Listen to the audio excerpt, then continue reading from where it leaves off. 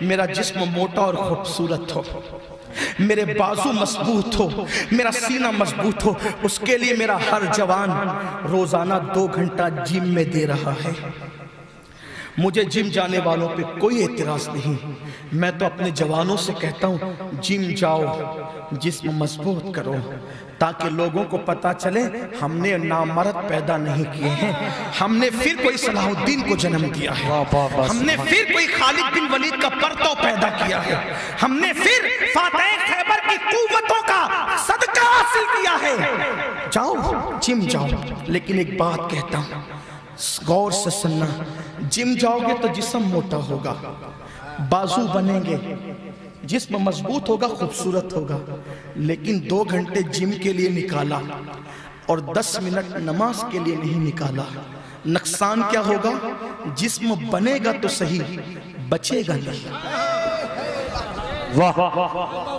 جب تم 2 گھنٹے جسم بنانے کے لیے نکال سکتے ہو تو 10 منٹ جسم بچانے کے لیے بھی نکال لو۔ کیوں؟ جم جاؤ گے تو جسم بنے گا، سر جھکاؤ گے تو قبر میں کیڑے کھانے سے جسم بچے گا۔ جی بے شک۔ اور اگر تم نے نماز نہیں پڑھی، مسجدوں کو ویران کیا، سجدوں سے دور رہے، تو یہ تم جو جسم تیار کر رہے ہو پروٹین کھا کر، غذائیں کھا کر، طاقتور چیزیں کھا کر، تم اپنا کوئی بھلا نہیں کر رہے ہو، قبر کے کیڑوں کی غذا تیار کر رہے ہو۔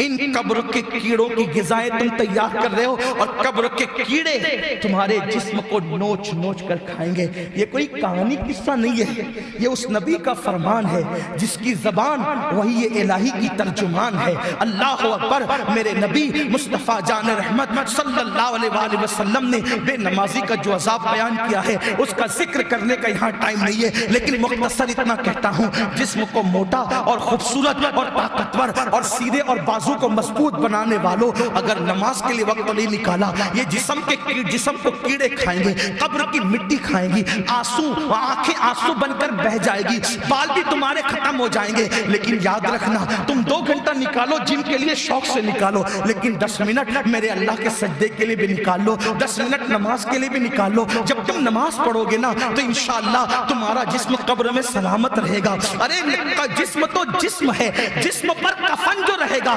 انشاءاللہ وہ کفن بھی سلامت رہے گا، اور سلامت ہی نہیں رہے گا، آپ کا کفن داغدار نہیں ہوگا۔ اگر آپ نے نماز پڑھ کے اللہ کو راضی کر لیا تو میرے پیارے آقا صلی اللہ علیہ وسلم کے پیارے دیوانوں، اپنی آخرت کی تیاری بھی کرو۔ تو عرض یہ کر رہا تھا، ہم اپنے نبی سے دور ہو گئے ہیں، قلبی طور پر دور ہو گئے ہیں۔ اللہ اکبر۔ میرے نبی صلی اللہ علیہ وآلہ وسلم جب دشمنوں کی کرا نہیں دیکھ سکتے، ہماری کرائیں کیسے دیکھ سکتے ہیں؟ لیکن آج مسلمان جب گھر آتا ہے، گیم کھیلنے بیٹھ جاتا ہے، فیس بک لے کر بیٹھ جاتا ہے، یوٹیوب پر زنا کے مناظر دیکھنے بیٹھ جاتا ہے۔ میرے عزیز یاد رکھنا، یہ دنیا میں ہم پہلی اور آخری مرتبہ آئے، اس سے پہلے اس دنیا میں کبھی نہیں آئے تھے، اس کے بعد اس دنیا میں کبھی نہیں آئیں گے۔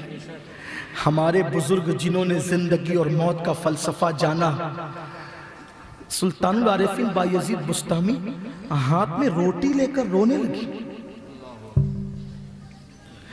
کرکٹ کے میدانوں میں موبائل پر گیم کھیل کر ٹائم پاس کرنے والوں، زنا کے اڈوں کو آباد کرنے والوں، مسجدوں کو ویران کرنے والوں، لڑکیوں پہ بد نظری کرنے والوں، سود کے ذریعے سے حرام لقمے اپنے حلق میں اتار کر جہنم کی آگ اپنے پیٹ میں بھرنے والوں، نکڑ اور چوک چوراہوں پر اور ہوٹلوں پر ٹائم پاس کرنے والوں، 3 گھنٹے فلمیں دیکھ کر کے بیٹھنے والوں، بایزید بسطامی سلطان العارفین اپنے ہاتھ میں روٹی کا ٹکڑا لے کر کے رو رہے۔ کسی نے پوچھا، اے بایزید روٹی لے کر کیوں رو رہے ہو؟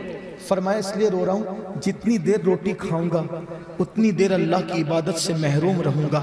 کاش کھانے کا مکلف نہ ہوتا تو روٹی کھانے کا وقت بھی اللہ کی عبادت میں گزارتے۔ ہمارے بزرگوں کی فکر یہ تھی۔ آج ہمارا کیا حال ہو گیا؟ ہمارا وہ رسول جس نے ہم سے اتنا پیار کیا، اتنی شفقتیں کی۔ ام المومنین حضرت عائشہ صدیقہ کہتی، جب امت کے گناہ یاد آتے تھے تو کھڑے کھڑے اتنی دعائیں کرتے تھے کہ پیر سوج جاتے تھے، ایسا لگتا تھا کہ پیر پھٹ نہ جائے۔ امت کو جہنم سے بچانے کی فکر کیا تھی؟ ایک یہودی کا جنازہ جا رہا ہے، یہودی کا جنازہ جاتے ہوئے دیکھ کر اللہ کے رسول رو پڑے۔